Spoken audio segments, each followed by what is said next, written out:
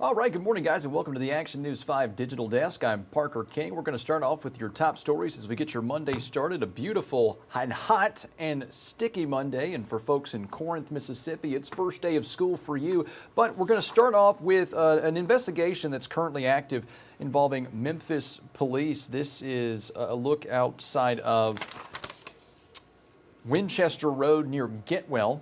Call came in at 5:16 this morning. Our crew saw a car riddled by bullets as Memphis police blocked off the area.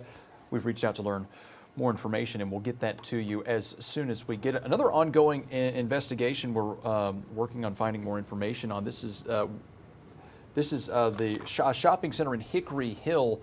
According to authorities, there were two separate shootings early Sunday morning. They're trying to see if they're connected. One happened at 1:30 when a man came to the hospital saying he had been shot. As of last check, he is in critical condition.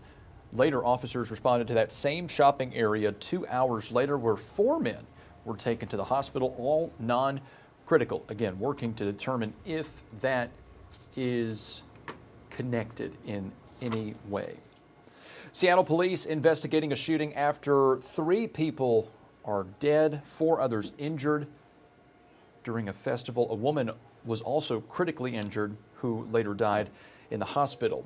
One of the injured victims is a 2-year-old who is fortunately recovering. Now, the shooting happened at the Seattle Food Festival that was wrapping up in its final day. This was a 3-day event. Officials have not said whether the festival was connected to the shooting, and organizers have not commented. One suspect, we're told, has been arrested, and authorities are searching for another. Tennessee Supreme Court is appointing a special master, is what they're calling it, to review how the state plans to execute the only woman on Tennessee's death row. This is Krista Pike, who's scheduled to be executed on September 30th. She was convicted for first-degree murder back in '96 for the killing of Colleen Slimmer, a fellow Job Corps worker from her former place of business in Knoxville. A judge will decide whether the lethal injection protocol is constitutional given Pike's medical condition and blood disorder. Pike and other inmates are challenging the state's lethal injection protocol after the botched execution of Tony Carruthers back in May. In other news, this is the update to the case of Nolan Wells, almost a month now since his death. This was a 4-mile walk through the city of Gulfport in South Mississippi, putting new pressure, we're told, on investigators to explain how the 18-year-old died. Organizers, as you can clearly see, held signs reading, "Say his name, justice for Nolan, we want answers." Even one child carrying a poster asking, "Am I next?" Wells died on the 4th of July after a trip to Horn Island off the Gulf Coast. The event organizer for this march, Selena Charles, told the crowd they no longer trust the state or local authorities to handle the case. They're now calling on the FBI to step in. Organizers are urging Governor Tate Reeves and other state leaders to take a closer look at the case, saying that asking questions is not violence, and all they want to know is what happened to Nolan Wells. More headlines for you after the break. We got a lot of back-to-school information, but that's going to come in just a minute. Stay with us, guys. More Action News 5 Digital Desk.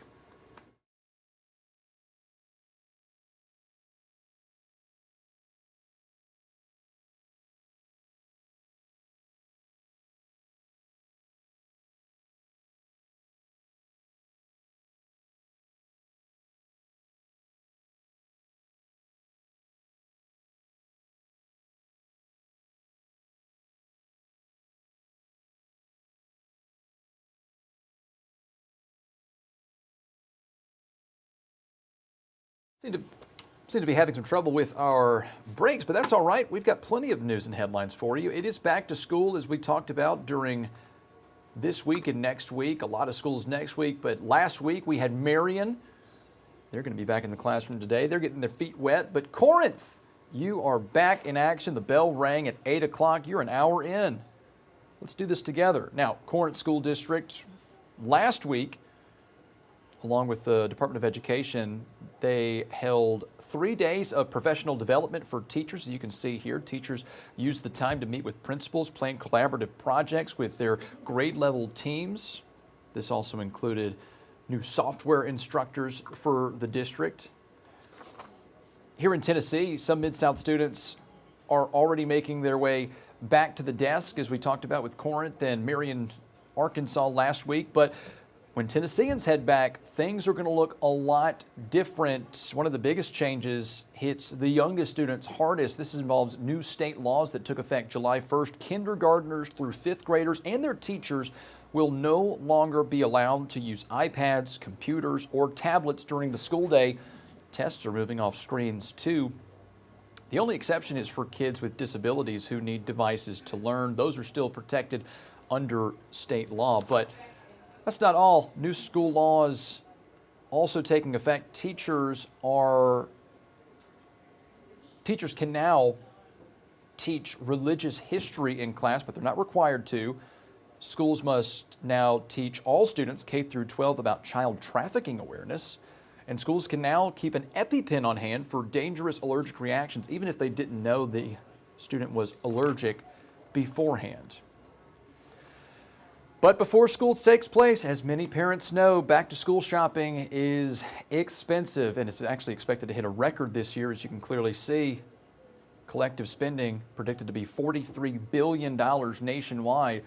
This is info from the National Retail Federation saying K through 12 spending will average $864 per student. College students, it costs even more.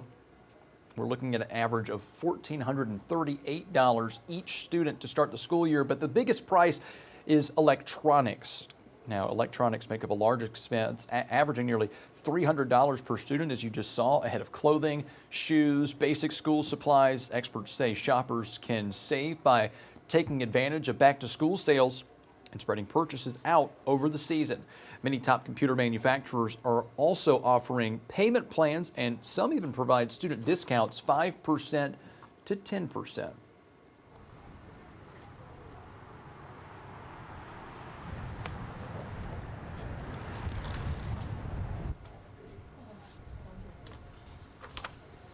Friendly reminder that early voting is underway in Shelby County. Tennesseans have until August 1st to cast an early ballot ahead of Election Day on August 6th.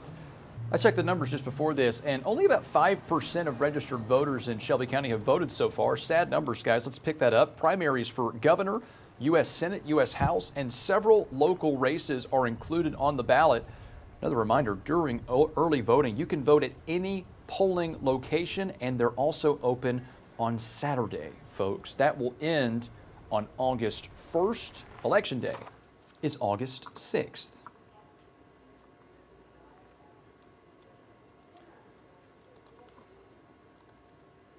In other news, access to job training is expanding in Tennessee. The state is now part of the Working Pell Grant program, offering federal financial aid for short-term job training programs.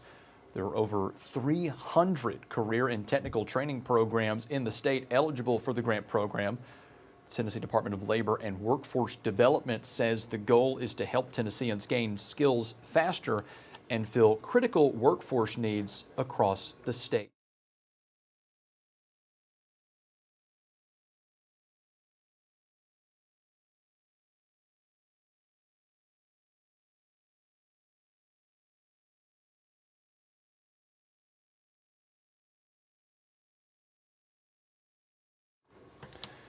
Another story we're following, opening arguments begin today in Nashville for a trial that could have major implications on Meta.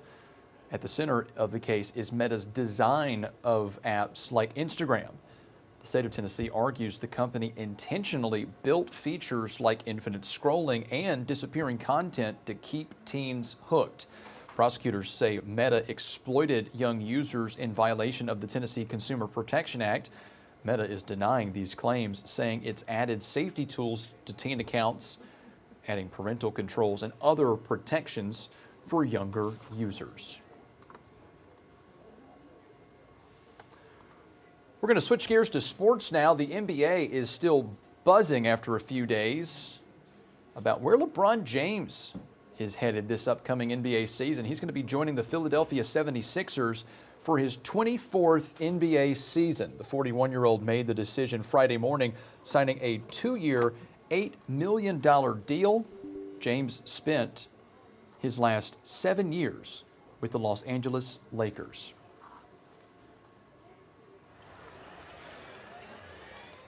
Joining him is going to be now former Memphis Grizzly Kentavious Caldwell-Pope. Didn't last long, guys. The Grizzlies reached a buyout agreement with him. He came from the Orlando Magic trade as part of the Desmond Bane trade last season. KCP appeared in 51 games last season, averaging 8 points, 2 rebounds, and nearly 3 assists. You know, good for KCP. And I was shocked to know how young our core is, younger now with KCP leaving. Because we were in our back-to-school coverage, Gigi Jackson is apparently the longest tenured Grizzly we have on the team. He's only 21, 22 years old. Keeping it with sports, if you're a tennis fan, we got something for you at the Leftwich Tennis Center next to Audubon Park. Professional tennis back in the Bluff City in almost a decade as the Memphis Classic tournament continues later today. This weekend qualifying rounds played out at Leftwich Tennis Center for the inaugural WTBA Memphis Classic. It's what it's being called. It's the first pro tennis tournament, like I said, in nearly a decade. There are several rising stars in women's tennis from around the world here to compete. The tournament marks a glorious return of professional tennis to Memphis in a state-of-the-art facility. If you've not been there, folks, then you're missing out. This is a great opportunity to experience Leftwich in its full glory. And if you don't take my word for it, then you can watch us later at 4 o'clock because Action News 5's Kim Clark and Joe Birch are going to be live from Leftwich for a special edition of A Better Memphis. So tune in on Action News 5 or, as I said, stop by the courts and say hi. They're friendly people. They don't bite, I swear. Finally, we're going to top it off with your headlines. In your commuter news, MLGW is going to be painting streetlights in downtown Memphis. There are going to be lane closures along Monroe Avenue between Front and 2nd Streets. This may impact available street parking during the project. This is going to last for a few days, we're told. Drivers are encouraged to use caution, drive carefully, and follow all signage in the area while crews are working.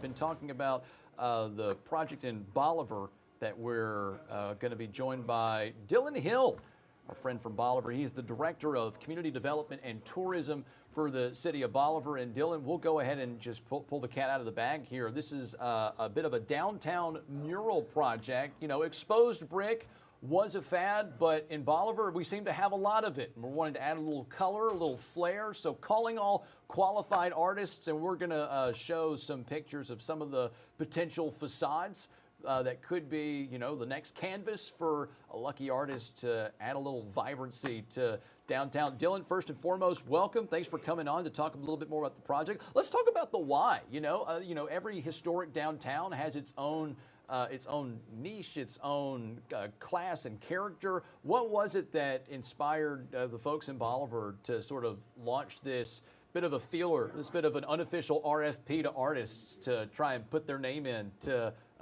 paint a mural in downtown Bolivar? Good morning. Yeah, good morning. I appreciate it having me on this morning. First and foremost, I'll just say that this has been a long time coming. This is something that we've wanted to do for a while now.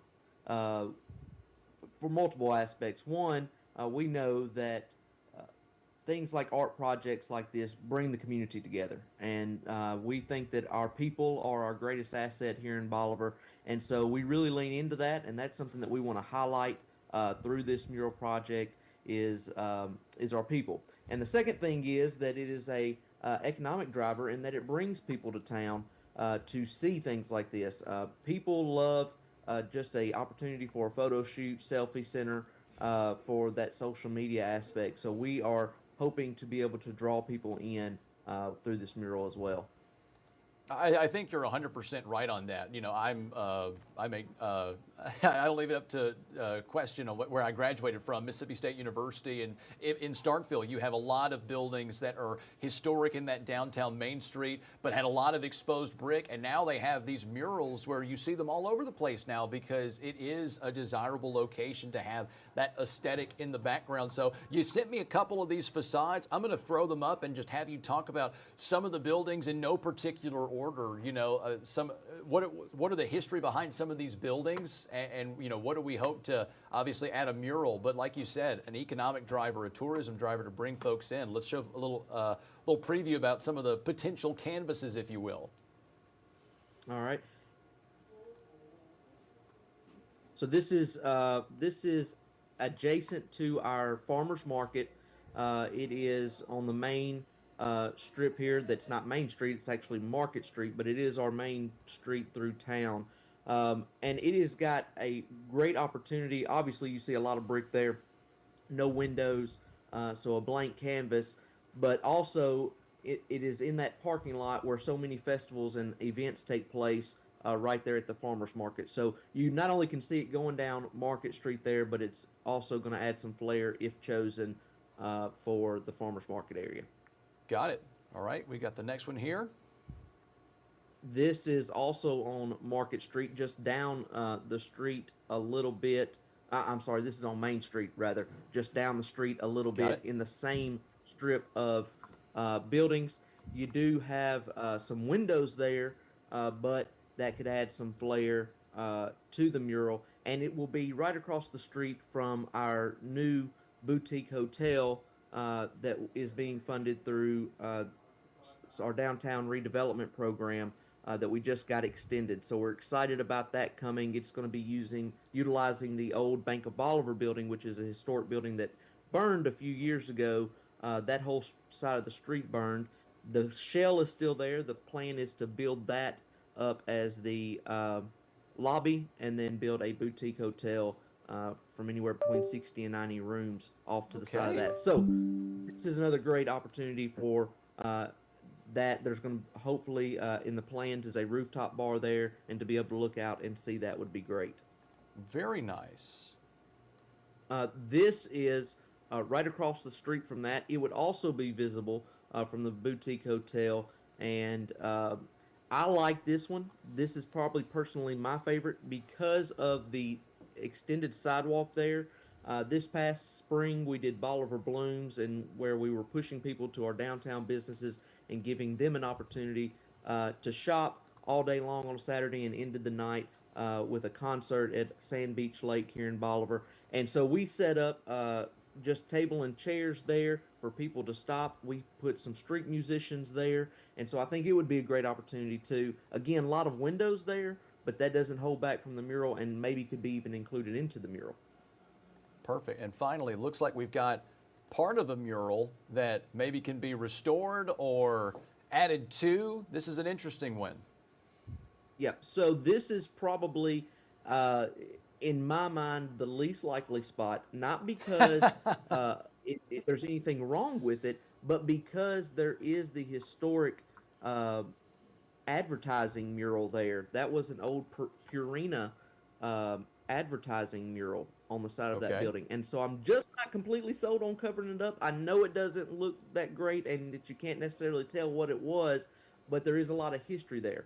However, that building is across the street from one of our fine dining restaurants in downtown, Simon's, and so they have an outdoor area there, patio to eat at, and then again an indoor bar and nice dining room. And so it would look out directly to that. That's a perk there. And that building, that side of the building that you see there, is going to be turned into a high-end event center, and so I'm sure that that could add to that as well. Dylan, you're good at your job. We've done several plug-ins along with the mural. We've got boutique hotels, we've got festivals. I mean, you just talked about a little high-end event center. Very good at your job. And so you do make the note that these are potential canvases, if you will. What is the selection process for some of these buildings, these potential mural sites? And let's get into the important note that we made off camera, is that these are for qualified artists, not just person who has painting as a hobby with a can of spray paint. Like, so let's go through the selection process for both the potential mural site and also the artists that we hope to attract with this project. Absolutely. So first, we want to have an artist who can give us their opinion on the best mural site, specifically because of those windows, because of visibility. To be the artist chosen for this, you're going to have a history of murals. We're going to want to see your work. We're going to want to see what you've done, and so that's part of that RFQ that we sent out. We want people that have a history in this. So that's first and foremost, and then we're going to take the experts' advice on where we actually place the mural. And so the dollar figure that we have to work with here is actually some grant dollars through the state of Tennessee's Celebration of America 250. And so we're excited about being able to utilize those funds, and we hope that there is even a possibility that there's enough funds there to maybe fund 2 of these mural sites. And so that would be an even added bonus for us. Awesome. So you talk about that RFQ process. For those who might see this, they know somebody or they personally have experience doing this. Where can they find more information to where they can submit an application or portfolio and throw their name in the hat as a potential artist for this project? Absolutely, absolutely. It's on our website, City of Bolivar website, and our Facebook page, City of Bolivar, Tennessee Government Facebook page. All of the full RFQ is there for artists or, again, people that might want to send it to an artist. We encourage people tagging others in that Facebook post. We've seen that that's one of the best ways to get the information out. I have personally responded to some of those that we've had tagged just to put it in their inbox because I don't want this to be just a couple of options here. I want us to have the full spread to give us the best opportunity at getting the best artist for downtown Bolivar. Love it. Final question, Dylan, maybe more of a personal question. I mean, you're the Director of Community Development and Tourism. We've plugged a lot in, these murals that you talk is about it being a long time coming, boutique hotels, high-end event centers, rooftop bars, just as someone in your position overseeing all of this come to fruition, if you will. It's got to be an exciting time for Bolivar in terms of that downtown redevelopment, that revitalization, and just bringing people in to see what Bolivar's all about. Absolutely. We've been blessed for the last 17 years to have our downtown revitalization going on through the State of Tennessee grant program that we're a part of. And so we see this as the kind of the peak. This is where we're going to really be able to shine. This boutique hotel is going to be an economic driver. We've already have established a lot of events here in Bolivar, a big event, a big festival about once a quarter, and then weekly music in downtown Bolivar throughout the summer. And so there's a lot of things going good for us. This is home to me. This has been home my entire life. And so it is a lot of pride for me to be able to work in this position and do what I do.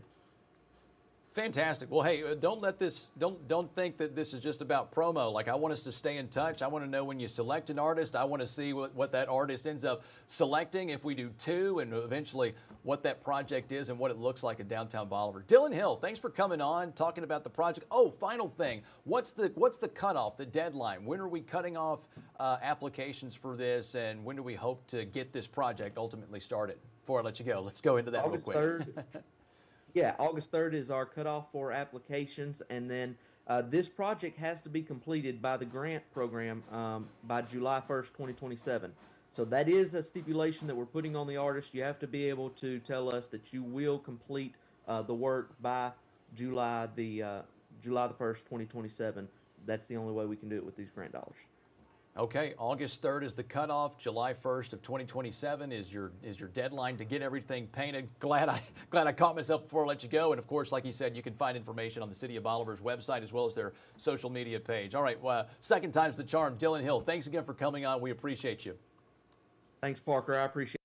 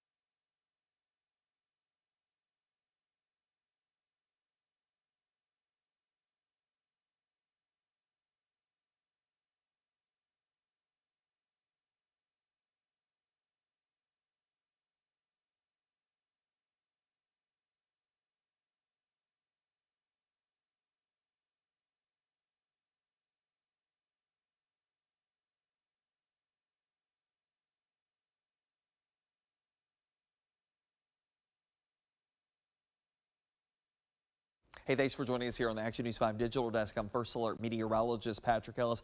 Big heat, big humidity. That's going to be the big story over the next couple of days here across the Mid-South.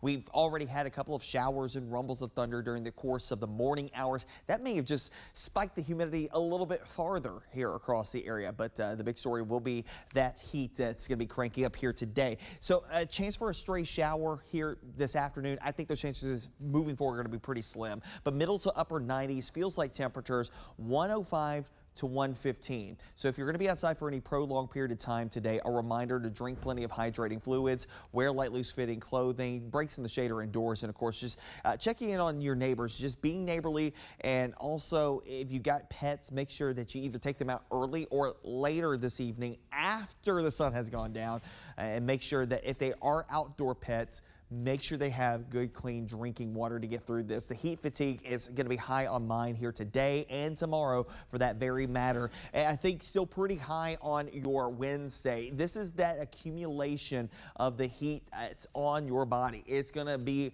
stifling today and tomorrow here. Maybe not as high of humidity as what we saw back last week when we approached 100 degrees, but it's not terribly far off that baseline. And that's going to be part of the issue here as we go through the course of the day today and tomorrow as well. A reminder, I think tomorrow actually has a slightly better chance for making a run at 100 degrees here, what feels like temperatures right around 110 through the afternoon hours. Look at Wednesday. We do actually have a weak frontal boundary that's going to move in from northeast to south and west during the course of Tuesday night into early Wednesday. I think that might be able to eke out a couple of showers and thunderstorms here as we get started early on Wednesday morning. So some impact for you early on Wednesday in a couple of locations. Showers and storms will tend to fade away. Here comes the sunshine to come back out, and eventually some drier air tries to sneak in here.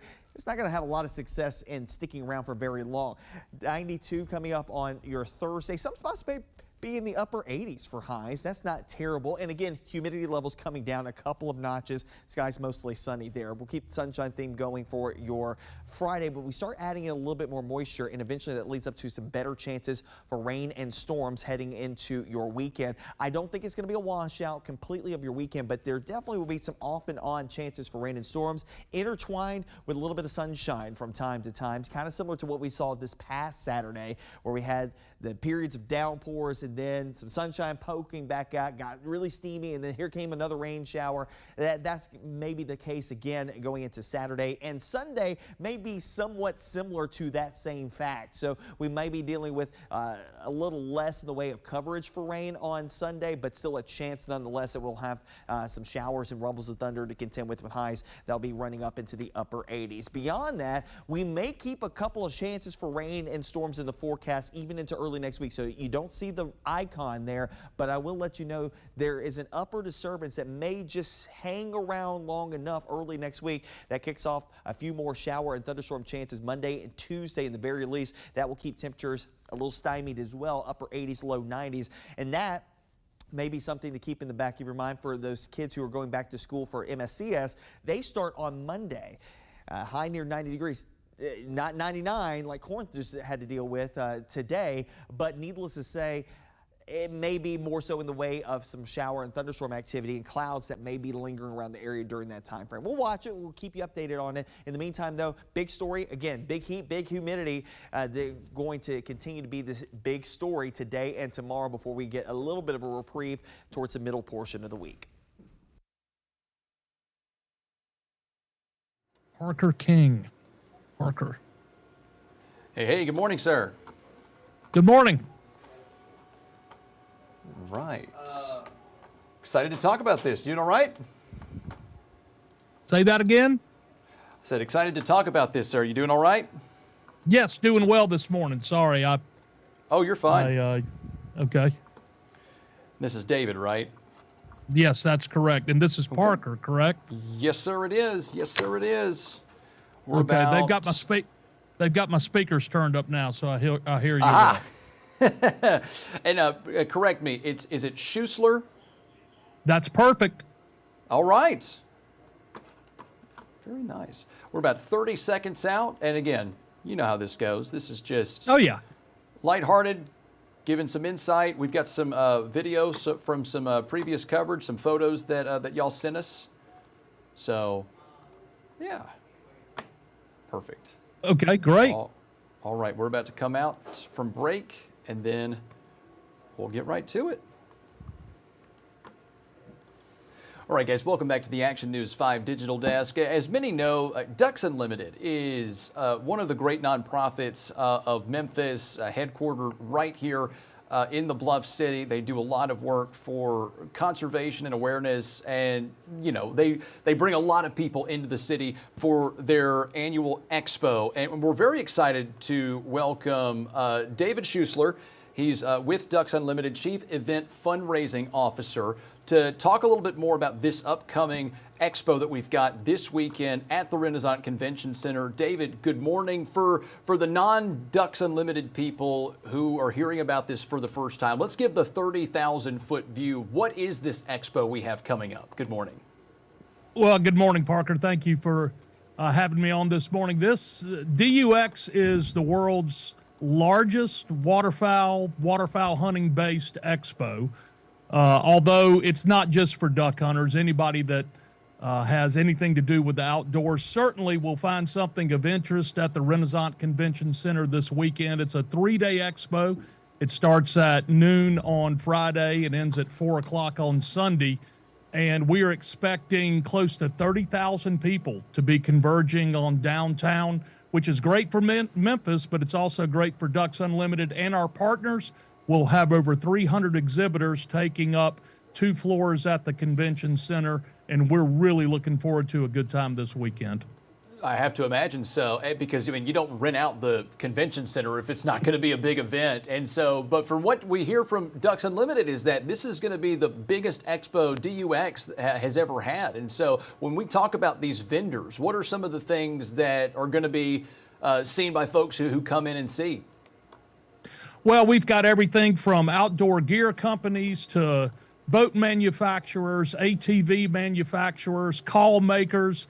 One of the most popular areas in the whole show is the Purina Pro Plan booth, and Purina is the title sponsor of DUX, and where their canine experts from all around the country will come in and be giving seminars on dog health, on obedience, training, sport dog training, and just everything dog. So it's certainly one of the most popular booths. Hard to get up close to certain times of the day. I know they have a plan for free samples this year, but anything outdoors can be found there. It's really a cornerstone event for the organization every year. It's our largest event every year from a membership perspective, and we're really excited. Last year was a super show. It was the first year that we had brought it back to Memphis. We had been in Fort Worth, Texas for 3 years, and the region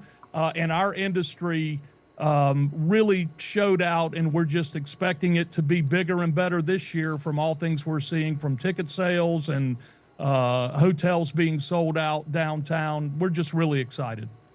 Right, such a huge economic driver for Memphis. We're glad to have this back. And so I guess, one question is the why, having this group of people come together, all, like you said, everything outdoors for folks to come and see. Let's look back a little bit on the history of DUX, how it's grown, and what the whole rationale was in the first place to have this event. What are the goals? What was the big why that Ducks Unlimited felt this was something that was necessary, and obviously to see how it's grown over the years.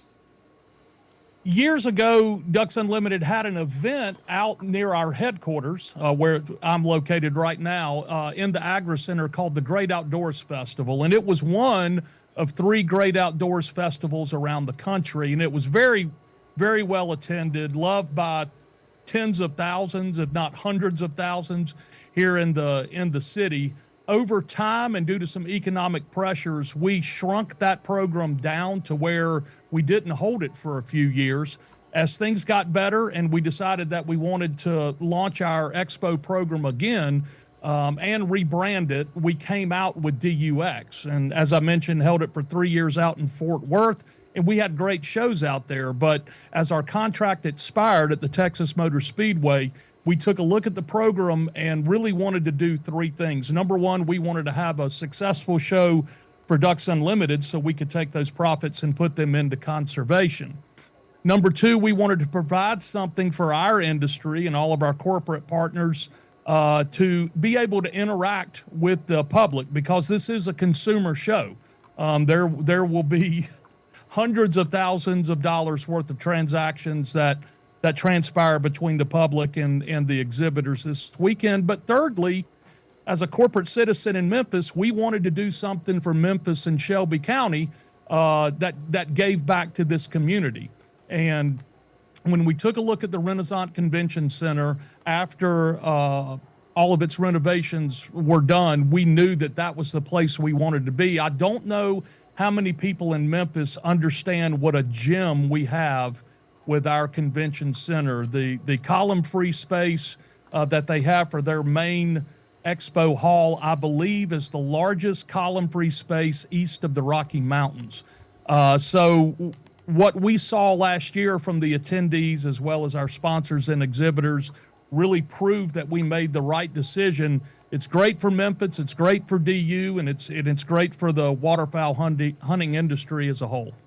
And you're segueing perfectly into my next question. It's just that win-win-win. The public gets access to this one-stop shop of all things outdoors. The city benefits from the hotels and the restaurants and the revenue that's generated there from folks coming in. But you segued perfectly talking about what the proceeds from this event go to in regard to conservation efforts with Ducks Unlimited. I think a lot of people hear Ducks Unlimited, they know the logo, they know Ducks Unlimited, but they really don't know the work that is done by the organization. And so when we talk about the conservation work that's done, due in part from the proceeds that come from this event, largest event of the year, you say, what are some of the things that those proceeds will be going toward in terms of the conservation that you do? Well, Ducks Unlimited has now, in our 89-year history, conserved over 15 million acres throughout North America to benefit waterfowl and their life cycle needs, as well as hundreds of other species, including humans. Proceeds from an event such as this will be spread out all over the continent. That we'll take some of it and do work here in Tennessee. Much of it will go to the waterfowl breeding grounds of the north central U.S. and Prairie, Canada, the most important conservation area as you look at waterfowl as a whole across the continent.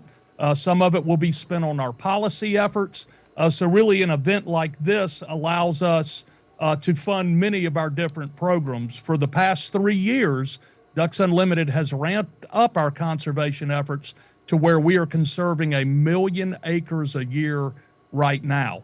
And really our work has never been more critical than it is right now, with ongoing wetland loss across this continent, but still sustaining waterfowl at a level where sustainable hunting is an opportunity. And really that's what our founding fathers were all about. And 89 years later, that's what we're all about today. Important work, certainly. Now, just to the event itself, logistics-wise, how can someone access tickets? Do you have to be a member of Ducks Unlimited? What access do we have for the public for this upcoming event this weekend? So everything can be found at duckexpo.com, and that's not ducks, it's duckexpo.com, from purchase of tickets to parking, which is parking is actually free for this event on a first come first served basis at the Renaissance Convention Center parking deck, thanks to Shin Gear, another local Memphis company. We'll have the show hours on there. There are maps. I do recommend that people buy their tickets in advance. It's going to provide for a much quicker access to our expo halls. So everything can be found right there, including a schedule of all of the influencer meet and greets that will be happening all through the show, and Ducks Unlimited's Nashville Singer-Songwriter Showcase, which will start at 4:30 on Saturday afternoon in our booth, which we call the Duck Den. And we're throwing up a picture here. I understand there's some duck calling competitions there as well, too. There is. We hold the world's cut down championships on Saturday. And then we will also hold a regional contest that is sanctioned out of the Stuttgart Chamber of Commerce, which will qualify somebody to blow in the World Championships Thanksgiving weekend on the Main Street stage in Stuttgart, Arkansas at the Wings Over the Prairie Festival. Yeah, for those who don't know, Stuttgart, Arkansas, they love their duck hunting out there. I got a friend who hunts out there. He talks about the legendary duck calling competitions out there. A lot of fun, a 3-day event, bigger than ever is what they're hoping for. Ducks Unlimited Expo. David Schusler, thank you so much. Anything else that we need to touch on before I let you go? Anything else we might have missed? I don't think we missed anything, but if we did, everything can be found at duckexpo.com. And we'll certainly have some information on our website as well. We'll try to kill two birds with one stone there. Well, David Schusler, once again, thank you again for coming on, shedding some light on this event. Once again, happy to have it back in Memphis. See, the win-win-win, the win for conservation for Ducks Unlimited, the win for the people to get all of that information in a one-stop shop, and a win for the city, and just having this big economic driver in downtown. Thank you again for joining us. We really appreciate it. Thank you, Parker. I mean, what a great resource Ducks Unlimited is. And for those who don't know, headquartered right here in Memphis, bringing a huge event back that's going to attract tens of thousands of people, and it's great for conservation. You heard it all right there. We'll have this full interview with more information on how you can access tickets and information for the expo this weekend on our website, actionnews5.com. More Digital Desk after the break, guys. Stay with us.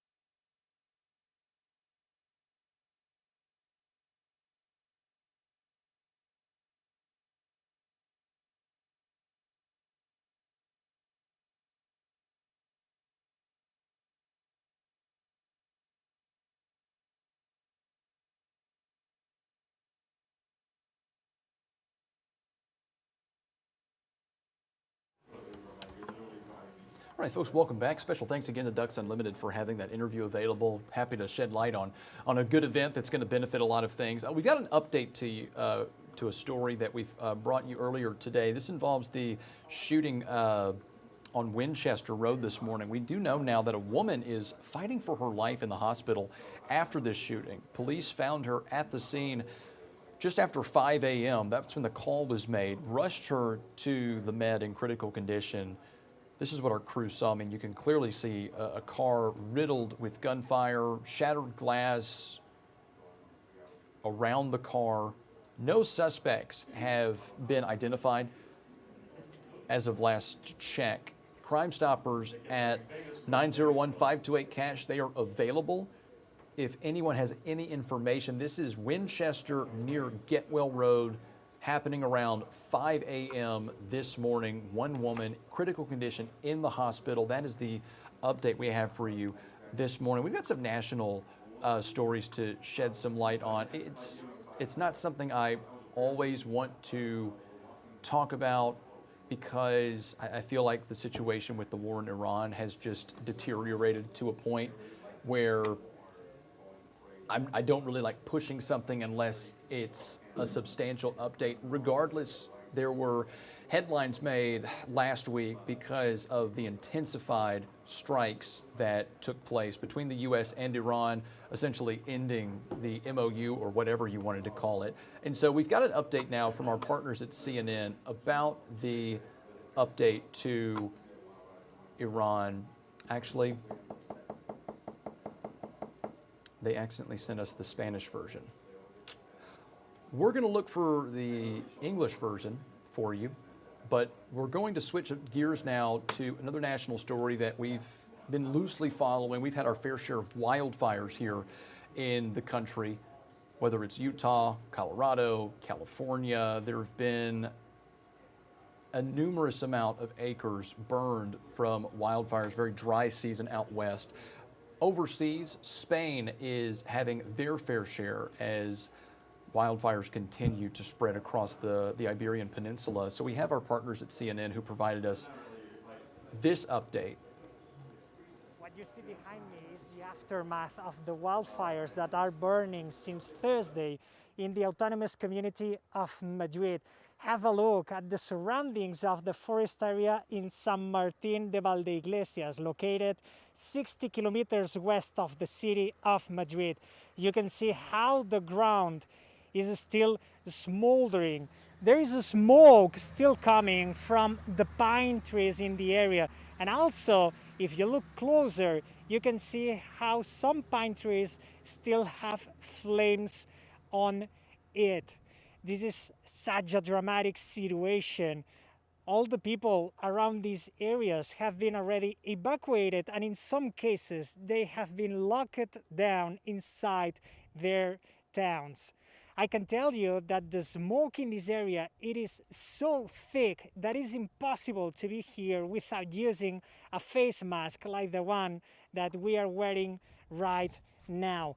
The most curious thing about the image that you're getting now on your screens is that this area was already scorched a few days ago, but because of the temperatures, because of the intensity of the fire, there are still some pine trees that have fire on them. This is why we are just seeing how emergency workers are using these roads to try to contain the fire around as quickly as possible. But this is no easy task because of the wind that is blowing and changing the direction depending on the hour. Nevertheless, we're being told by the authorities that they will keep doing their best as to contain and control this situation as soon as possible. Pau Mosquera, CNN, San Martín de Valdeiglesias, Spain.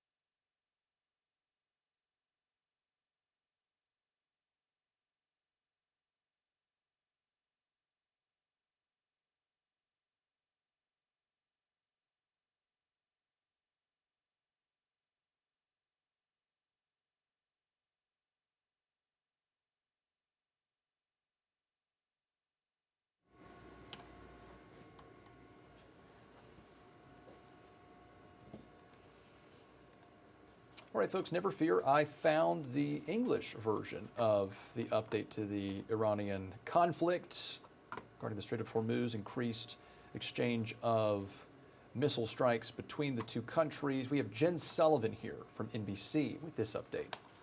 Drivers are paying more for gas once again, and experts worry prices could remain high until the U.S. and Iran war ends. We're in a very critical situation. Oil topped $100 a barrel on Thursday for the first time since May. As of Sunday, the national average for a gallon of regular gas was $4.11. That's up 21 cents from a month ago and nearly $1 more than a year ago, according to AAA. I think the last few days of military action we've seen from the United States and from Iran is really meant to increase each side's leverage. As the violence between the U.S. and Iran escalates, oil operators are worried to travel through the Strait of Hormuz due to safety concerns. And that's having a significant impact on global oil production. When the war started, there were still some levels of reserves, but we've been drawing down on that. Since the war began, there have been multiple efforts by the U.S. and Iran to negotiate a peace deal. But so far, nothing permanent has been finalized. On the Iranian regime side, they are divided. There is internal fighting. Some are seeking the guidance of the supreme leader. Others want to move into a different direction. President Donald Trump saying he's not ruling out more military action. There's a military exit where we just keep going just the way we are, and we can even make it a heavier dose, and it's knocking out everything they have. Or there's a smarter strategy, and that's you make a deal. Experts say gas prices typically go up during the summer because demand is high. People are traveling more. The low supply and high demand could keep prices high through the end of summer and beyond. I'm Jen Sullivan reporting.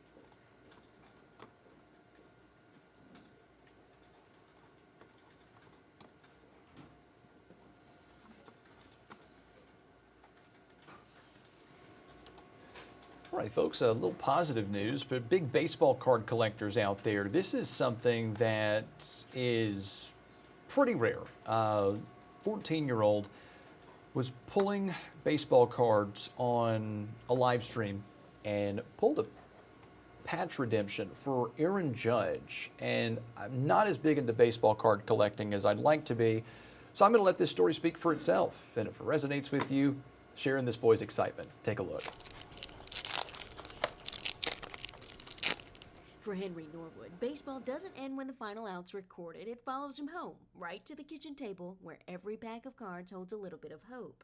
This time, that hope traveled online. One of his friends, Jude, opened Henry's box of brand new 2026 Topps Chrome baseball cards on a live stream, and neither one of them had any idea they were about to witness history. This is by far the best card I've ever gotten.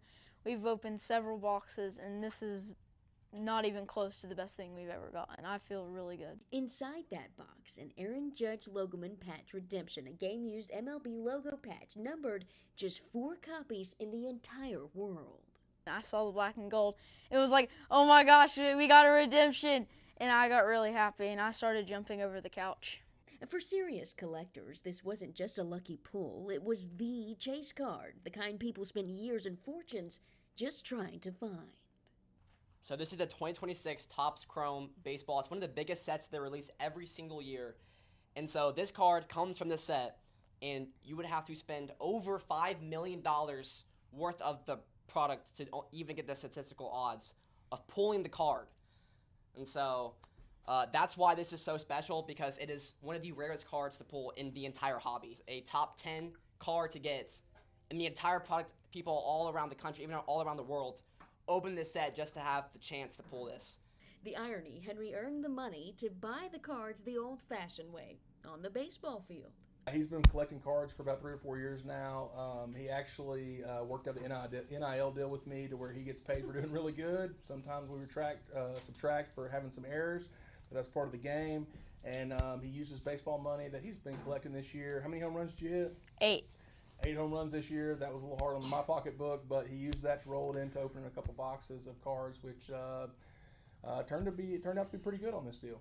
The card is priceless to the hobby, but for the people watching that live stream, and for one young Arkansas baseball player, that memory may be worth even more. When there's people like him who get to have this opportunity, it's the most special thing, because I've never seen people more excited when they pull cards. It's really insane. It all started from one pack someone gave me, and we probably have over 100,000 cards in our collection.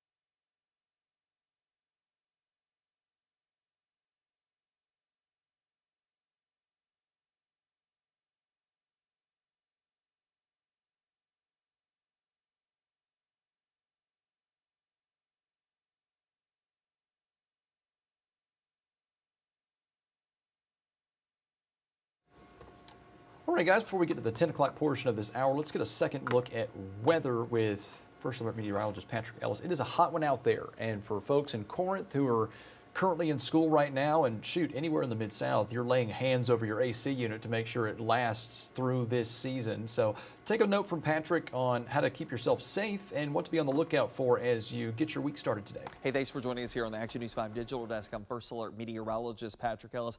Big heat, big humidity. That's going to be the big story over the next couple of days here across the Mid-South. We've already had a couple of showers and rumbles of thunder during the course of the morning hours. That may have just spiked the humidity a little bit farther here across the area, but the big story will be that heat that's going to be cranking up here today. So a chance for a stray shower here this afternoon. I think those chances moving forward are going to be pretty slim, but middle to upper 90s feels like temperatures 105 to 115. So if you're going to be outside for any prolonged period of time today, a reminder to drink plenty of hydrating fluids, wear light, loose-fitting clothing, breaks in the shade or indoors, and of course just checking in on your neighbors, just being neighborly, and also if you got pets, make sure that you either take them out early or later this evening after the sun has gone down, and make sure that if they are outdoor pets, make sure they have good, clean drinking water to get through this. The heat fatigue is going to be high on mine here today and tomorrow for that very matter. And I think still pretty high on your Wednesday. This is that accumulation of the heat that's on your body. It's going to be stifling today and tomorrow here. Maybe not as high of humidity as what we saw back last week when we approached 100 degrees, but it's not terribly far off that baseline. And that's going to be part of the issue here as we go through the course of the day today and tomorrow as well. A reminder, I think tomorrow actually has a slightly better chance for making a run at 100 degrees here, what feels like temperatures right around 110 through the afternoon hours. Look at Wednesday. We do actually have a weak frontal boundary that's going to move in from northeast to south and west during the course of Tuesday night into early Wednesday. I think that might be able to eke out a couple of showers and thunderstorms here as we get started early on Wednesday morning. So some impact for you early on Wednesday in a couple of locations. Showers and storms will tend to fade away. Here comes the sunshine to come back out, and eventually some drier air tries to sneak in here. It's not going to have a lot of success in sticking around for very long. 92 coming up on your Thursday. Some spots may be in the upper 80s for highs. That's not terrible. And again, humidity levels coming down a couple of notches. Skies mostly sunny there. We'll keep the sunshine theme going for your Friday, but we start adding in a little bit more moisture, and eventually that leads up to some better chances for rain and storms heading into your weekend. I don't think it's going to be a washout completely of your weekend, but there definitely will be some off and on chances for rain and storms intertwined with a little bit of sunshine from time to time. Kind of similar to what we saw this past Saturday, where we had the periods of downpours and then some sunshine poking back out, got really steamy, and then here came another rain shower. That's maybe the case again going into Saturday, and Sunday may be somewhat similar to that same fact. So we may be dealing with a little less in the way of coverage for rain on Sunday, but still a chance nonetheless that we'll have some showers and rumbles of thunder to contend with highs that'll be running up into the upper 80s. Beyond that, we may keep a couple of chances for rain and storms in the forecast even into early next week. So you don't see the icon there, but I will let you know there is an upper disturbance that may just hang around long enough early next week that kicks off a few more shower and thunderstorm chances Monday and Tuesday in the very least. That will keep temperatures a little stymied as well, upper 80s, low 90s, and that maybe something to keep in the back of your mind for those kids who are going back to school for MSCS. They start on Monday, high near 90 degrees. Not 99 like Corinth just had to deal with today, but needless to say, it may be more so in the way of some shower and thunderstorm activity and clouds that may be lingering around the area during that time frame. We'll watch it. We'll keep you updated on it. In the meantime, though, big story. Again, big heat, big humidity. They're going to continue to be this big story today and tomorrow before we get a little bit of a reprieve towards the middle portion of the week.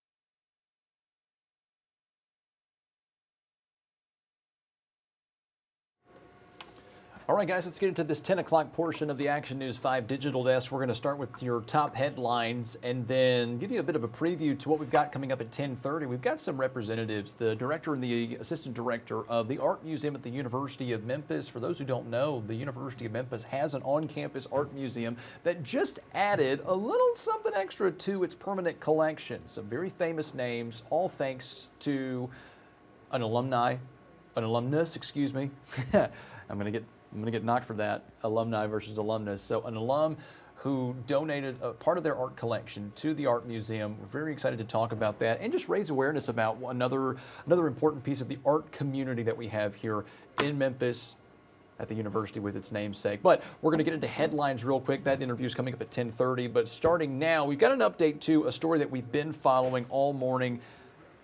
Call came in around 5 o'clock this morning, and we've now confirmed through Memphis police that a woman is now in the hospital in critical condition, fighting for her life after this shooting took place. This is Winchester Road near Getwell Road. Police found the woman at the scene shortly after the call was made. Again, this was around 5:15 specifically. Crews on the ground saw this scene here. You can clearly see a car riddled with gunfire, broken glass everywhere. No suspects have been identified according to Memphis police. But if you know anything about this scene, once again, this is Winchester Road near Getwell Road.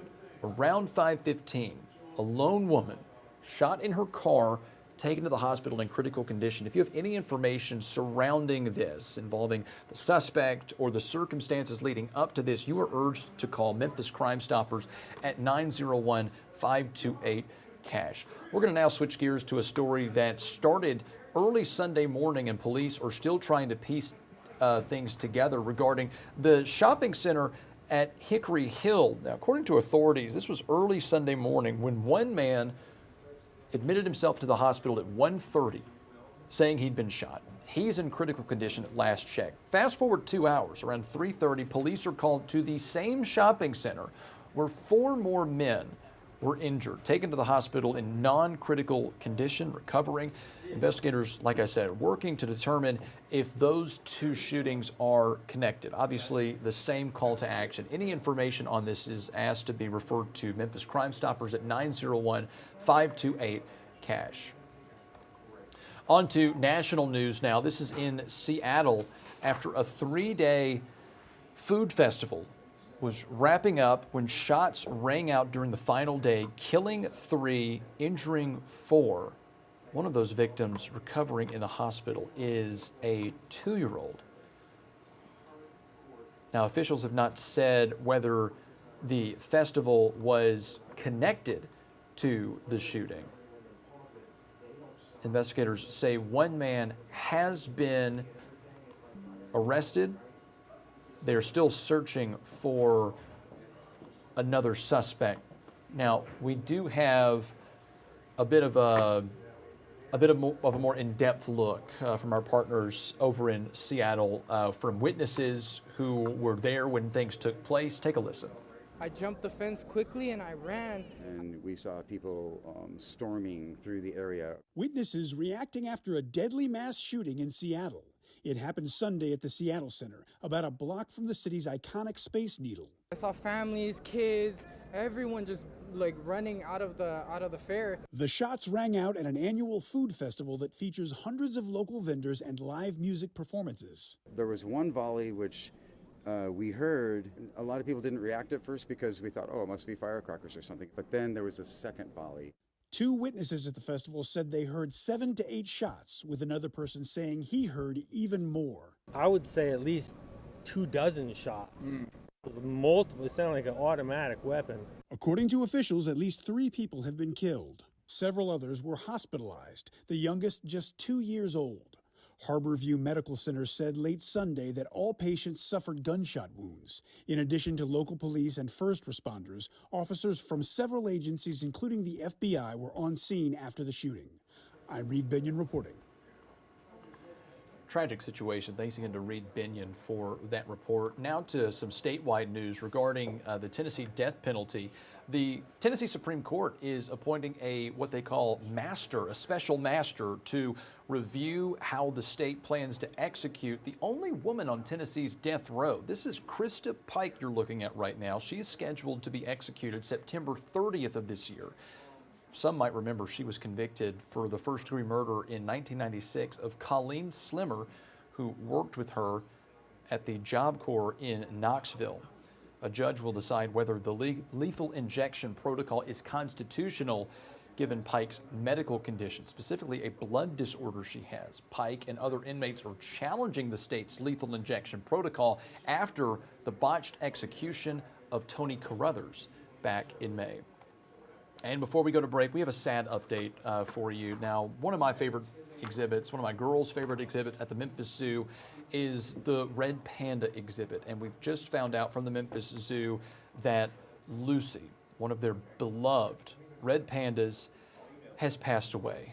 According to the zoo, Lucy was 14 years old and was the oldest living female red panda in AZA-accredited zoos. Many guests, including my family, have had the opportunity to meet Lucy through the Close Encounters program at the zoo, which allowed people to learn more and appreciate red pandas. Lucy, this is not just the zoo saying this is me saying this. Lucy will be missed, especially by her dedicated caretakers, the Memphis Zoo family and guests like my family who visited her. Very sad update from the Memphis Zoo, but a life well lived. Oldest living red panda in AZA-accredited zoos nationwide. Life well lived. Many smiles, I have no doubt, brought by Lucy. We're going to go to break now, but more Action News 5 Digital Day Desk will be here when we come back.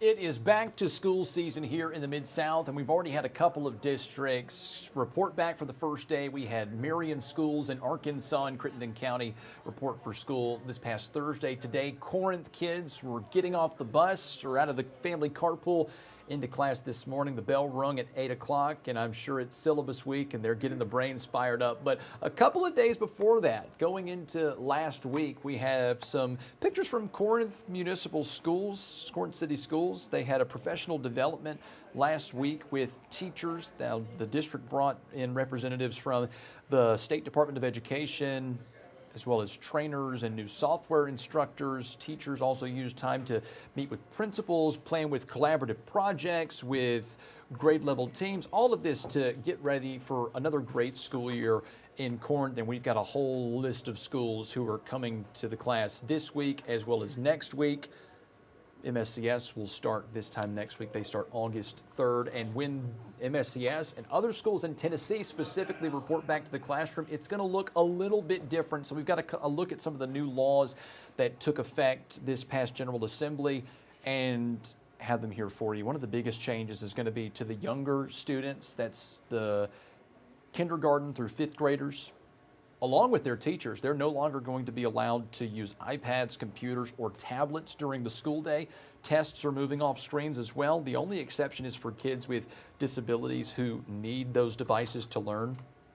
Other laws, teachers can now, but aren't required to, teach religious history in class. Schools must now teach all students K through 12 about child trafficking awareness. Sad that that's something we have to implement, but glad that we're doing it nonetheless. And schools can now keep an EpiPen on hand for dangerous allergic reactions, even if they didn't know the child was allergic beforehand. And before all of that takes place, I did it over the weekend. I know Patrick Ellis did it over the weekend.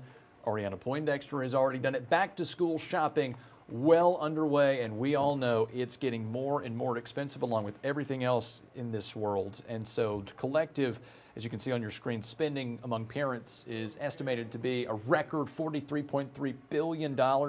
This is information from the National Retail Foundation, which says K through 12 parents will spend an average of $864 per student. And college students, it's going to cost even more. Why? Computers, electronics. The average cost for college students is about $1,438, primarily for those electronics expenses, nearly $300 per student. That's ahead of clothing, shoes, basic school supplies. Experts are saying shoppers can save by taking advantage of back-to-school sales, tax-free weekends. Mississippi just had theirs. Tennessee and Arkansas, they're coming up this weekend. Take advantage of that. Many top computer manufacturers are also offering payment plans, some even providing student discounts of 5 to 10%. I'm personally curious to see which parents are spending $864 on their kid. I love my kid. I'm very excited for my kid to start kindergarten. I didn't spend $864 on her over the weekend. So there's that. Must be buying some Jordans. Did you see that? $174 for shoes. They ain't shopping at the DSW like I am. Switching gears now, we're going to get off my little spending tangent. Early voting still underway in Shelby County. This is your friendly reminder. Tennesseans, you got until August 1st to cast an early ballot ahead of Election Day, that being August 6th. I checked the numbers before I got on this digital desk, folks. 31,000 Shelby County voters roughly have already voted. That's not a lot when you compare it to the number of registered voters in the county. There's about 600,000 registered voters. So do the math. It's barely 5%. Those are rookie numbers, folks. If you want to complain, you better vote. That's my little soapbox on that. So a reminder, once again, early voting, that ends August 1st, Election Day August 6th. During early voting, you can vote at any early voting precinct in the county. They are open on Saturdays. If you want to go ahead and knock it out, now's your time to do it, folks. All right, now we're going to switch gears to another Pell Grant program that is being launched through the state of Tennessee, and that is expanding access to job training. The state of Tennessee has now partnered with the Working Pell Grant program, which offers federal financial aid for short-term job training programs. Now, there are over 300 of those in the state which are eligible for this grant program. Now, the Tennessee Department of Labor and Workforce Development says the goal is to help Tennesseans gain skills faster and fill critical workforce needs across the state.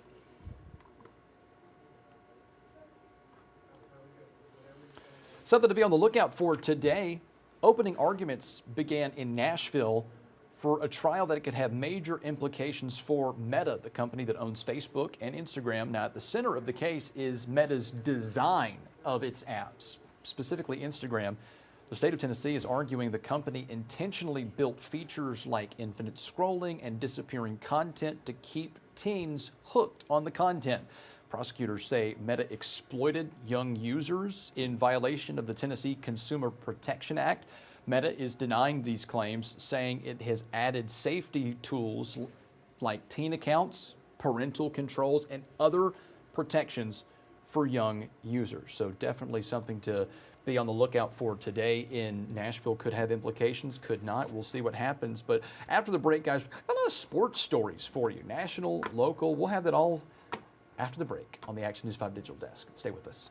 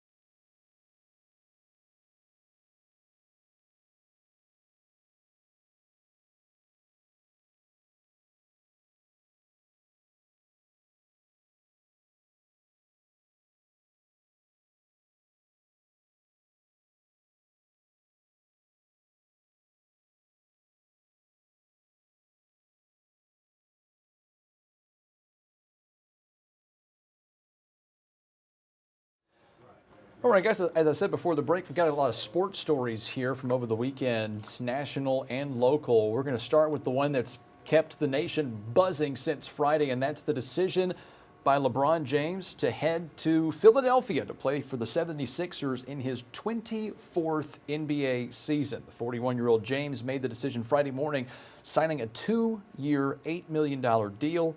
James spent the last 7 seasons with Los Angeles Lakers. You think the Grizzlies actually called him to see if he was interested? I have my doubts. Now, joining James is going to be now former Memphis Grizzly Kentavious Caldwell-Pope. The Grizzlies reached a buyout agreement with him. He came from the Orlando Magic as part of the Desmond Bane trade last season, if you remember. Even though it didn't last long, KCP did play 51 games last season, averaging 8 points, 2 rebounds, nearly 3 assists. And what's crazy is that he was the oldest Grizzly on the roster. We've probably got one of the youngest. I'm going to look that up. Do we have the youngest roster in the entire league? When you say things like Gigi Jackson being the most tenured Grizzly on the roster, having been here 4 years already, you start to get an idea about how young our core is. But gets you excited for the future, doesn't it? All right, more sports news, guys, and we're switching gears to tennis. Professional tennis back in the Bluff City for the first time in almost a decade. Now, this weekend, qualifying rounds played out at the Leftwich Tennis Center for the inaugural WTA Memphis Classic. Several rising stars in women's tennis from around the world are here to compete. The tournament makes this is their words, not mine, a glorious return of professional tennis to Memphis in a state-of-the-art facility. That's not just me saying it, guys. You got to go see it for yourself. Leftwich truly is a gem in East Memphis. Action News 5's Kim Clark and Joe Birch. I literally just saw them in some dry fit polos. They're going to be heading to the courts for a special edition of A Better Memphis. Are they here? I just saw Joe wearing his Action News 5 nylon polo. He's looking good, looking fit. But again, special episode of A Better Memphis at the courts of the Leftwich Tennis Center near Audubon Park. You can tune in at 4 o'clock or stop by, get a ticket. Say hi. We'd love to see you. Finally, guys, we're going to end it with some traffic news. So MLGW, so this is if you commute downtown, if you're going downtown for lunch or what is your business down there. MLGW is going to be painting street lights, specifically Monroe Avenue between Front and 2nd Street. There are going to be lane closures. This may impact available street parking during the project. You're encouraged to use caution, drive carefully, follow all signage in the area while crews are working on that.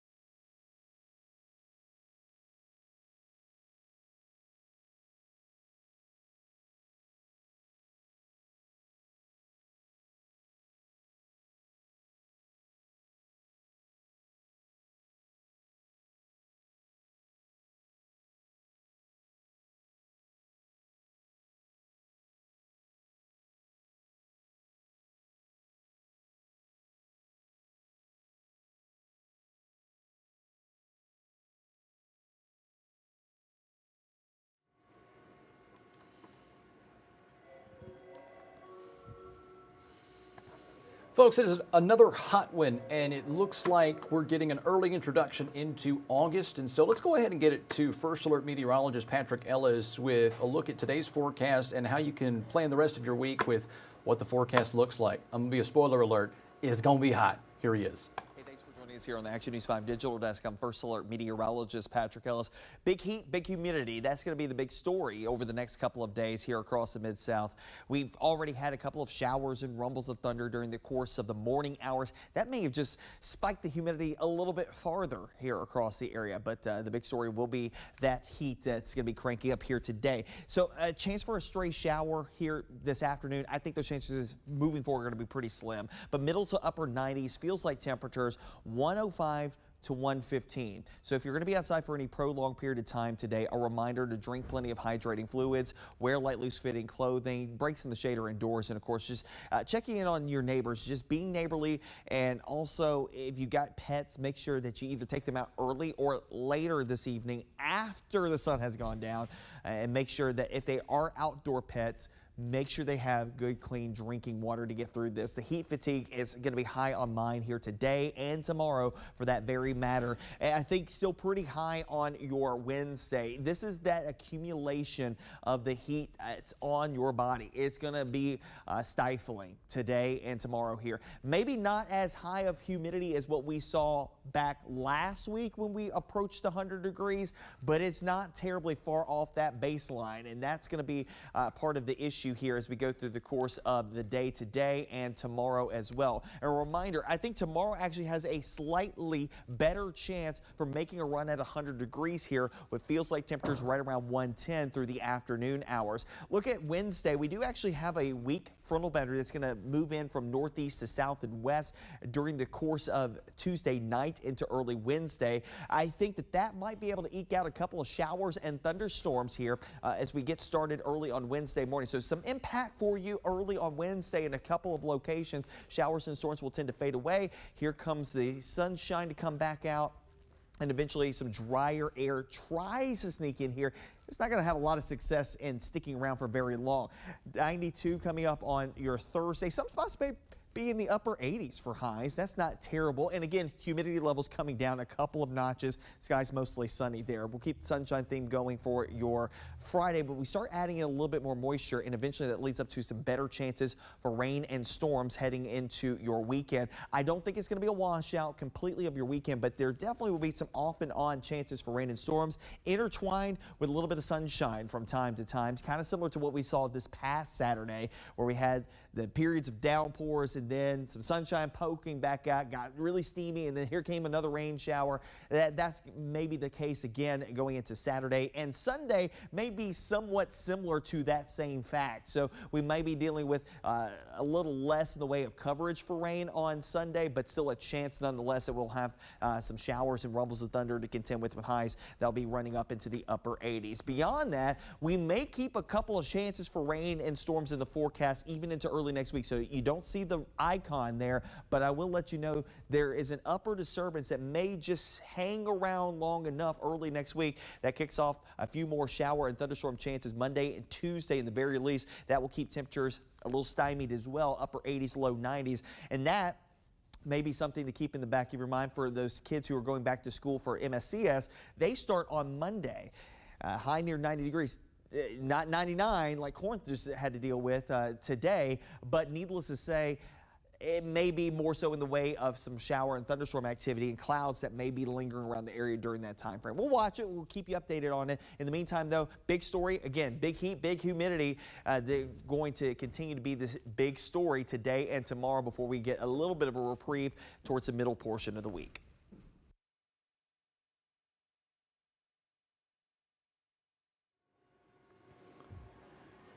Good morning, ladies. How are we? Hi, good morning. Good morning. Excited to talk about this. Got plenty of pictures from Nia over in Advancement, and then Jessica took a couple of shots too. Plenty of visuals. Great. Yep, we're about 45 seconds out, but again, this is just going to be kind of the timeline. Let's talk about the Morrisons, generous donation, what this adds to the exhibit.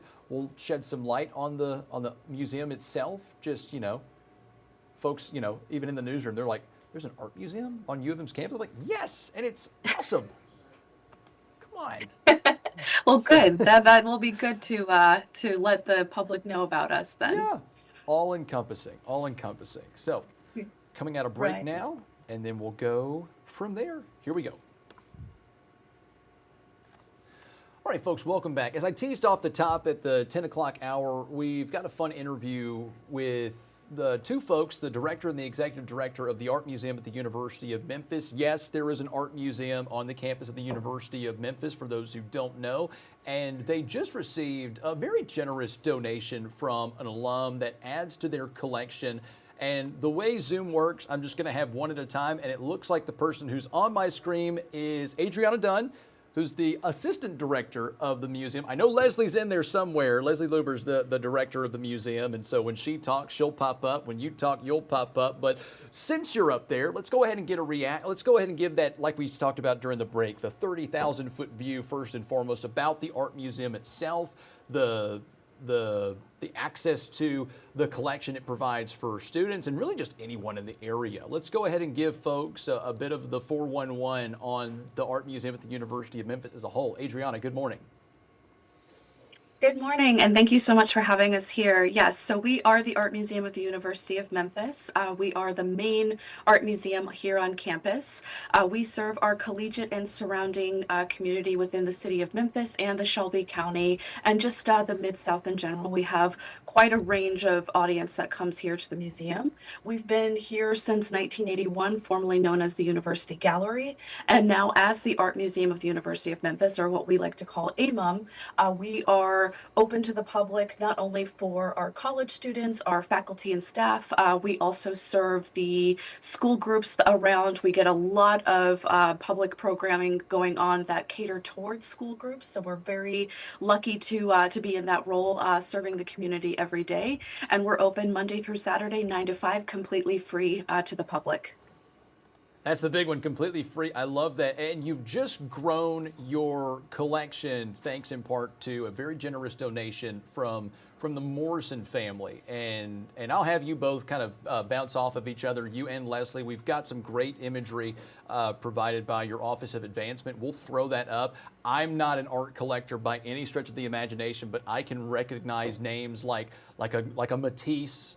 And so when we add things like that to the gallery, I think name recognition alone can draw eyes and draw attention to the gallery. So let's talk about just the donation. How did this all start? How did you become aware of the donation? Did the Morrison family approach you and say, hey, we've got something we'd like you to have? I'm just very curious as to how this exchange happened.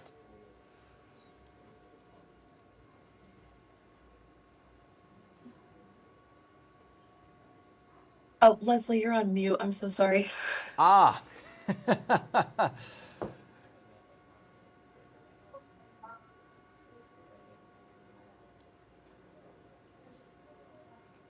We're waiting on Leslie Lubers, the director of the Art Museum at the University of Memphis, trying to see let me see how we can pull this up. I see her on our screen, but I'm trying to see. Let's see if I can give her. Leslie, can you hear us?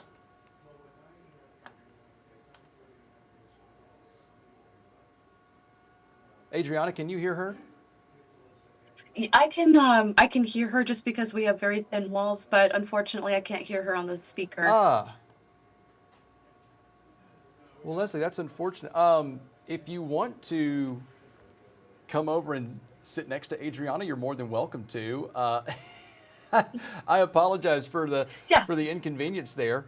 Not a big deal. Not this at is the all. beauty Let of me, the action. Yeah, let me get things comfortable really quick. Give me 1 second. It's not a problem. This is just one of those days.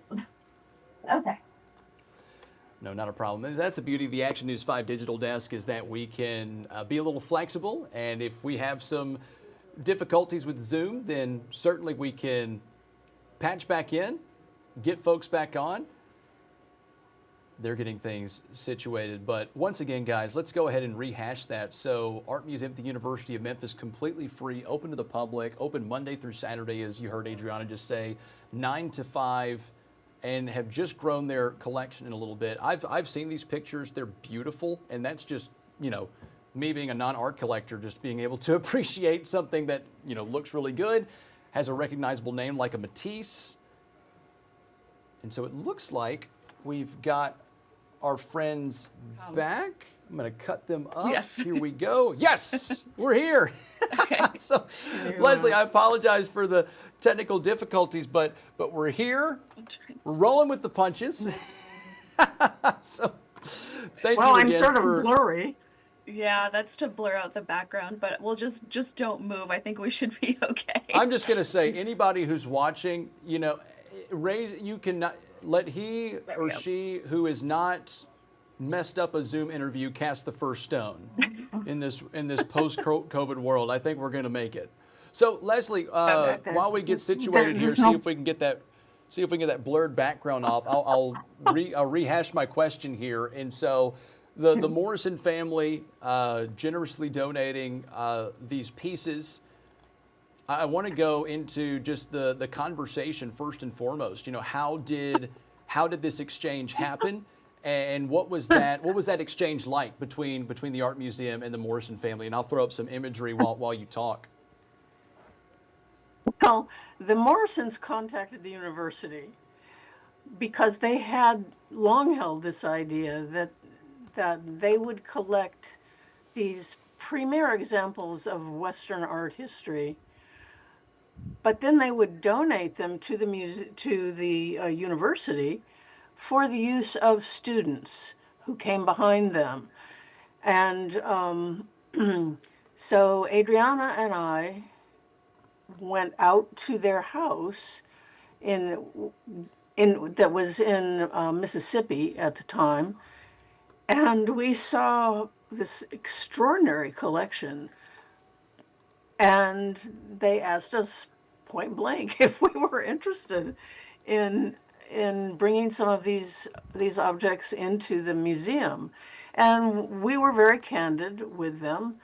We were most interested in things that had historical value, because this is where we're thin. We have a lot of 20th and 21st century material, but we don't have examples of the extraordinary artists that they were collecting in that category.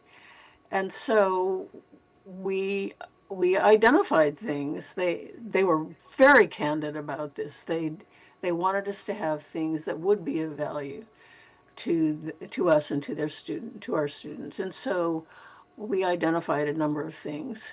And then much sooner than we expected, they downsized and contacted the advancement department and said they were ready to donate certain objects. So we got a call, again, sort of out of the blue, saying, well, come on over, we have these ready to go. So we went over and got them.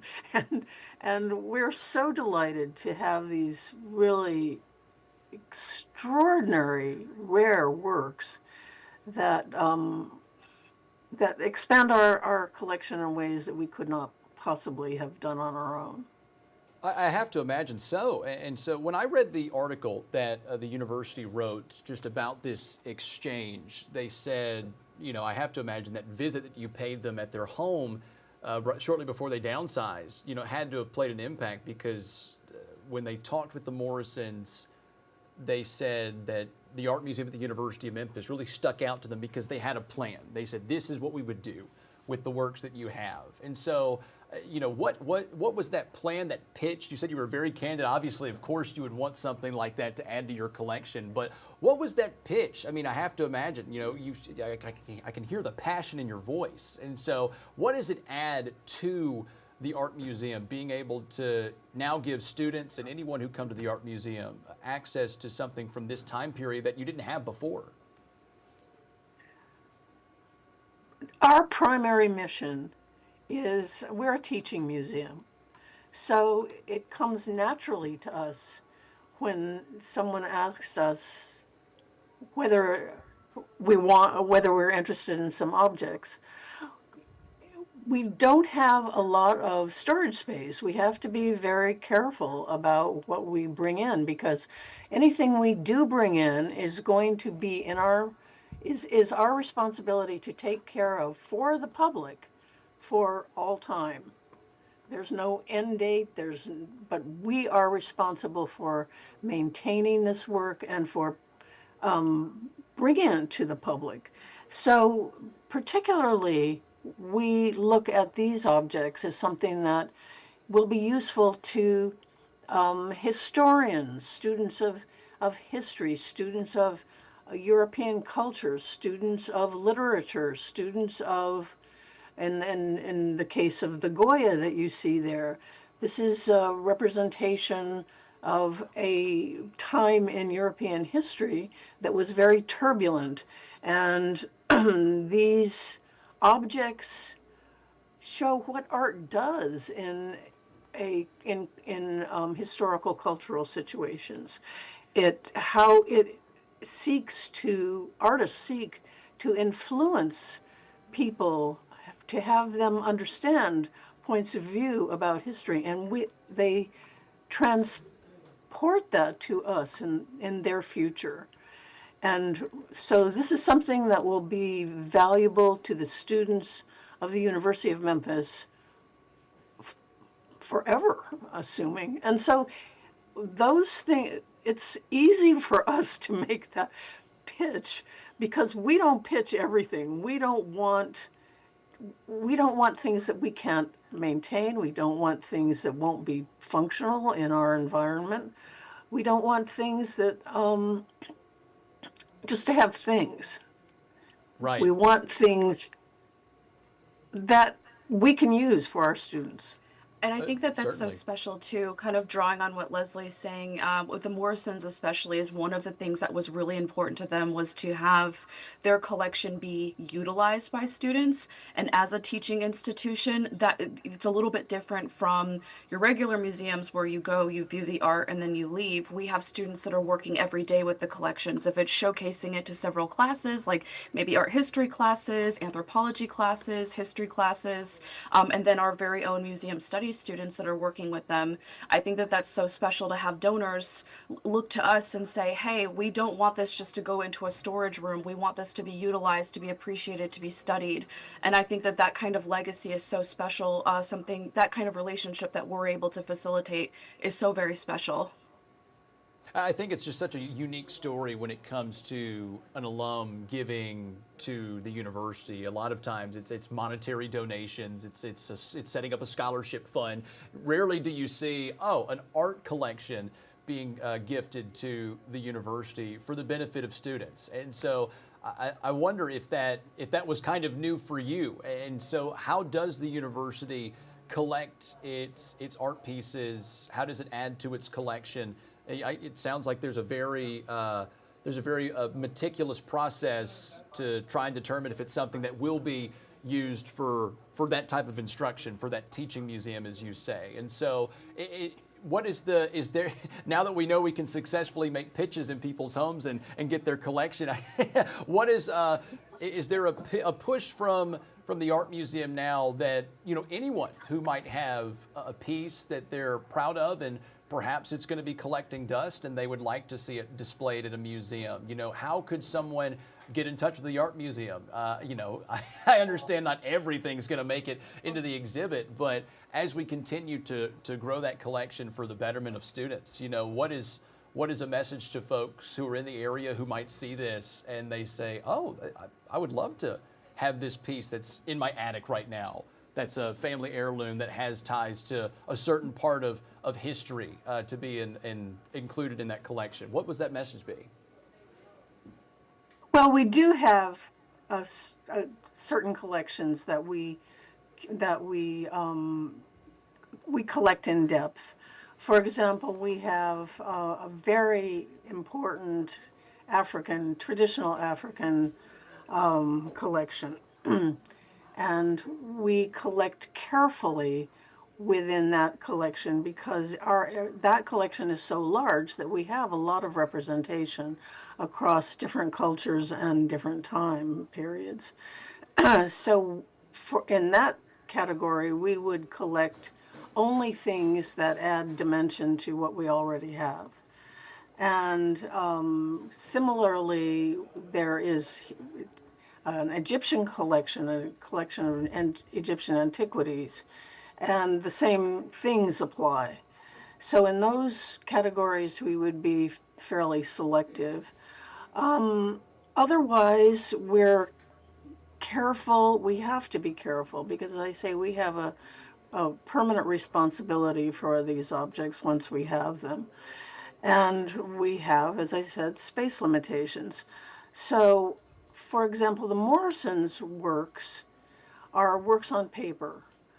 And that is an area of collection that we pursue. And this adds dimension to that collection. We tend not to collect too many paintings on canvases and other kinds of supports because they require quite a bit of space. We don't collect sculptures, but so we collect carefully. We're not here to help empty people's attics out. Sure. Even though they think that sometimes. But there are things that are very valuable to our students, and we want to consider those. And where possible, where they fit our collection, and we can accommodate them in terms of our space and time, then we consider them. Perfect. Well, final thoughts, ladies. You know, this is a great addition to the collection. You know, we could rehash what Adriana said about just access to the museum as a whole, just reminding folks that this is a great part of the campus at the university. We just rattled off a couple of the other exhibits that you have, whether it's African or Egyptian exhibits, and now this new addition of these very important pieces, these additions to your exhibit. Final thoughts, ladies. Well, we're just really excited to be here. In the last couple of years, we've really pushed our mission of becoming this laboratory of research, but as well as this institution of this public face. So we're really happy to have that and have that as like a platform within the community that is accessible, it's free, and we're here and happy to serve. Amazing. Well, Adriana, Leslie, thank you for coming on. We're glad to show some of these imagery. You can find more information with the University of Memphis. We're going to put some stuff with our website as well. And again, Monday through Saturday, you know, during working business hours. Great place if you haven't been and need a change of scenery in the art scene and get a little taste of something new, and very new in this case with this recent art donation. Thank you so much again for coming on to the Action News 5 Digital Desk. We appreciate it. Thank you. Thank you. Seriously though, folks, if you've not been there, it's pretty cool. Pretty sure there's a mummy on campus. So if you need access to a mummy, they might know a guy. So more Action News 5 Digital Desk after the break, guys. Stay with us. Okay. So much fun, guys. Thank y'all. Really appreciate it. Thanks for rolling with the punches. Thank you. We appreciate you. Thank you so much. No, you're very welcome. Have a great rest of your day, guys. You too. Bye. Bye-bye.